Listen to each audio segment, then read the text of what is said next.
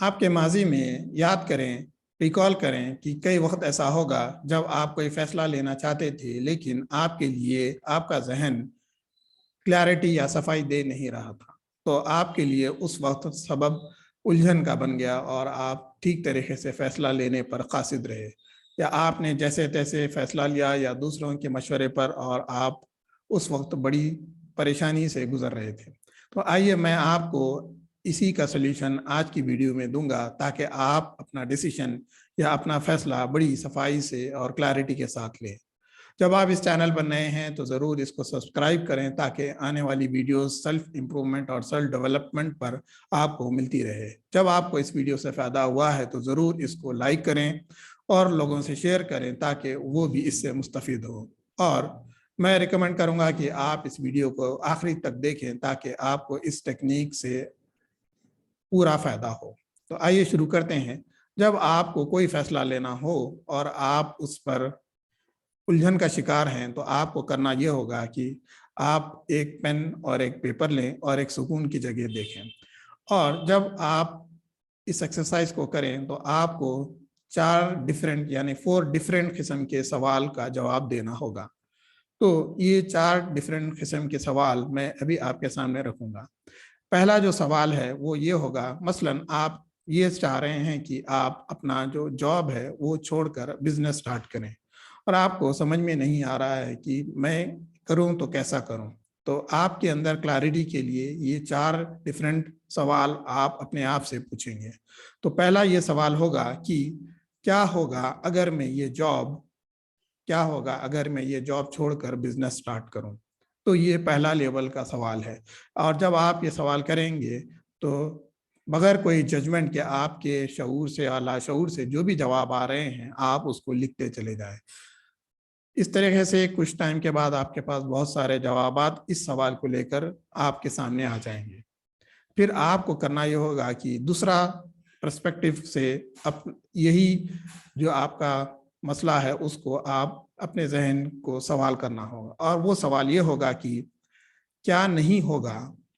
ہوگا جب میں یہ جاب چھوڑ کر بزنس سٹارٹ کروں؟ کیا نہیں ہوگا جب میں یہ جاب چھوڑ کر بزنس سٹارٹ کروں گا؟ تو یہ ایک دوسرے زاویے کا سوال ہے۔ جب آپ یہ سوال کریں گے تو آپ کا ذہن اس سوال کو لے کر شعوری اور لاشعوری طور پر آپ کو جواب دینا شروع کرے گا۔ وہ بہت سارے آپشنز ہو سکتے ہیں، وہ اس وقت اس لمحے میں آپ کے پاس جو جواب آ رہے ہیں اس کو آپ کو لکھنا ہوگا۔ یہ بہت ہی باریک بینی سے آپ کو اس سے آپ کی کلیئرٹی ملے گی ان سوالوں سے، 4 الگ الگ زاویے، 4 الگ الگ پرسپیکٹیو سے۔ تو یہ جب آپ دوسرا سوال کریں گے تو آپ کے پاس جوابات کا سلسلہ آئے گا آپ کے شعور اور لاشعور سے، تو آپ کو اس کو نوٹ ڈاؤن کرنا ہوگا۔ پھر جب آپ کے پاس بہت سارے جوابات آ گئے ہیں تو آپ آگے بڑھتے ہیں تیسرے سوال کی طرف، اور تیسرا سوال یہ ہوگا کہ واٹ ول ہیپن، یعنی کیا ہوگا اگر آپ یہ جاب نہ چھوڑیں اور بزنس نہ سٹارٹ کریں؟ یعنی آپ جب یہ کام واٹ ول ہیپن یعنی کیا ہوگا جب آپ یہ جاب نہ چھوڑیں اور بزنس کو نہ لیں؟ تو یہ ایک الگ قسم کا الگ پرسپیکٹیو کا سوال ہے جو پھر آپ کے ذہن کو، آپ کے شعوری اور لاشعوری ذہن کو ایک قسم کا ایک پنچ دے گا کہ آپ کے لیے اس طریقے کے سوال کے جوابات دیتے جائیں۔ تو آپ کے پاس لازماً بہت سارے جوابات آنے لگیں گے، آپ اس کو نوٹ ڈاؤن کر لیں گے۔ پھر جب آپ کا جوابات کا سلسلہ اس سوال کو لے کر ختم ہوا تو آپ آخری سوال کی طرف آئیں گے۔ یہ بڑا